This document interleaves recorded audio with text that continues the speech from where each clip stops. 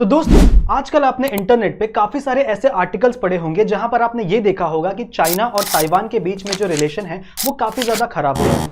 China Taiwan को धमकियां दे रहा है कि प्लीज आप लोग पीसफुली हमारे साथ मर्ज कर लीजिए, वरना आपके देश के लिए ये चीज सही नहीं रहेगी। ताइवान का जो एयर स्पेस है उसके ऊपर चाइना अपने मिलिट्री ड्रिल्स परफॉर्म कर रहा है। पर ऐसा क्यों? चाइना ये कर क्यों रहा है? चाइना को क्यों इंटरेस्ट है उस छोटे से एक आइलैंड के ऊपर? तो दोस्तों, इसकी काफी पुरानी हिस्ट्री रही है चाइना और ताइवान के रिलेशन के बीच में।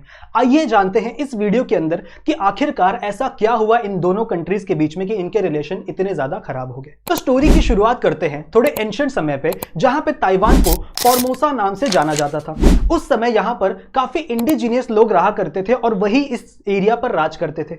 पर back to the 17th century, यहां पर डच लोगों ने अपना कंट्रोल जमा लिया पूरे के पूरे ताइवान पर। और जिस समय डच लोग ताइवान पे रूल कर रहे थे, उसी समय पर जो मेन लैंड चाइना था वहां पर आ चुकी थी मिंग डायनेस्टी। अब समय था 17th सेंचुरी में ही 1662 का, जिसमें मिंग डायनेस्टी के एक बहुत ही लॉयल फाइटर थे जिनका नाम था कोजिंगा। अब कोजिंगा ने अपनी मिलिट्री लेकर डच लोगों पर हमला कर दिया जहां पर ताइवान रहा करते थे, और डच लोगों को वो हराकर चाइना का बेस बना दिया उन्होंने ताइवान में। और उस समय से जो ताइवान था वो चाइना का पार्ट हो गया। अब हमारी कहानी में जो अगला समय आता है वो है 1895, जब जापानीज लोगों ने चाइना पर हमला कर दिया था, और उस वॉर को हम कहते हैं सीनो जापानीज वॉर। इस वॉर में जापान ने जीत हासिल की थी और जापान ने एक ट्रीटी साइन की थी, जिस ट्रीटी का नाम था ट्रीटी ऑफ शिनोमोत्सुकी। अब 1945 में चाइना को उनका ताइवान तो वापस मिल गया था, और उस समय में जो चाइना में जो मेन पार्टी रूल कर रही थी उस पार्टी का नाम था काओमिंगटैंग, जिसे हम लोग शॉर्ट फॉर्म में KMT कहते थे। और उस पार्टी को लीड कर रहे थे शियांग काई चेन नाम के व्यक्ति। अब एक चीज मैं ऐड करना चाहूंगा कि ये जो शियांग काई चेन है ये भी एक टाइप के डिक्टेटर ही थे, जिसकी वजह से चाइना में शुरू हुई सिविल वॉर। अब ये सिविल वॉर चली थी 1927 से लेके 1949 तक दो पार्टीज के बीच में, जो कि चाइना की ही पार्टीज थी। एक पार्टी रूलिंग पार्टी जो कि KMT, जिसका मैंने अभी मेंशन किया, और दूसरी पार्टी थी चाइनीज कम्युनिस्ट पार्टी, जिसको लीड कर रहे थे माओ जेडोंग।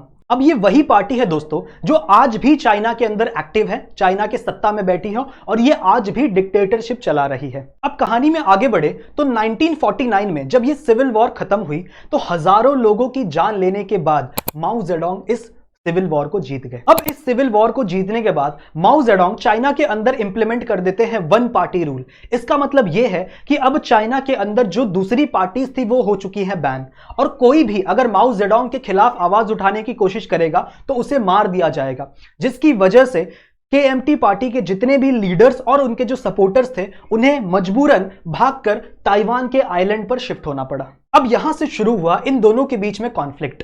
जो माओ जेडोंग थे वो कहते थे कि जो मेन लैंड चाइना है उस पे हमारा कंट्रोल है, इसका मतलब जो ताइवान वाला एरिया है वो भी हमारा ही होना चाहिए। और वहीं KMT कहा करती थी कि एक समय पर पूरा का पूरा चाइना उनके कंट्रोल में है, इसका मतलब मेन लैंड चाइना और ताइवान भी उनका ही होना चाहिए। इसकी वजह से 1955 में माओ जेडोंग ने अपनी मिलिट्री यूज कर ताइवान के ऊपर अटैक भी करवाया था, और आज भी वहां की मिलिट्री ड्रिल्स ताइवान के एयर स्पेस में हो रही है। अब हमारे कहानी में एंट्री होती है अमेरिका की। ये समय था 20th सेंचुरी का, जिस समय अमेरिका और रशिया के बीच में कोल्ड वॉर चल रही थी। उस समय अमेरिका का यह मानना था कि दुश्मन का दुश्मन हमारा दोस्त होता है, इसीलिए 1960s में अमेरिका ने सपोर्ट किया ताइवान को, क्योंकि ताइवान का दुश्मन था चाइना और चाइना अलाय था रशिया का, जो कि कोल्ड वॉर चल रही थी जिसकी अमेरिका के साथ। आपको जान के हैरानी होगी पर आज भी जितने भी देश हैं ऑलमोस्ट 80% से ज्यादा कंट्रीज ताइवान को as a independent country recognise नहीं कर दी, including UN and including India. हम भी ताइवान को एक इंडिपेंडेंट कंट्री की तरह रिकॉग्नाइज नहीं करते। पर यार वापस एक सवाल आता है कि आखिरकार चाइना क्यों एक छोटे से लैंड मास के पीछे पड़ा हुआ है? इसका जवाब है दोस्तों सेमीकंडक्टर।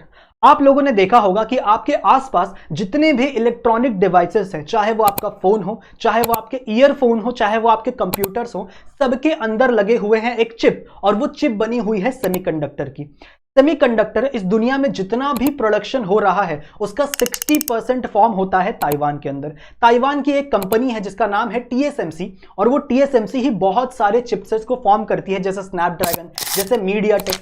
अब चाइना ये चाहता है कि अगर हमने ताइवान के ऊपर कंट्रोल ले लिया तो ये सारे चिप कंपनीज, ये सारे सेमीकंडक्टर इंडस्ट्री उनके मुट्ठी में आ जाएंगे, उनके हाथ में आ जाएंगी।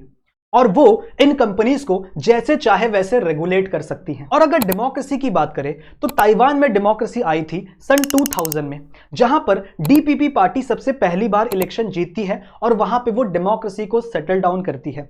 और चाइना को डेमोक्रेसी कभी भी पसंद नहीं, चाइना हमेशा अगेंस्ट रहा है डेमोक्रेसी के, जिसकी वजह से चाइना और ज्यादा अग्रेसिव हो जाता है ताइवान के ऊपर। इस पूरी हिस्ट्री को समझने के बाद आप अपना ओपिनियन जरूर से कमेंट करके हमें बताना कि आपको क्या लगता है कि चाइना सही है या ताइवान सही है। और साथ में ये भी कमेंट करना कि ये आपको वीडियो कैसी लगी है। इस वीडियो को अपने दोस्तों के साथ शेयर जरूर से करना और हमारे चैनल को सब्सक्राइब जरूर से करिएगा। जय हिंद।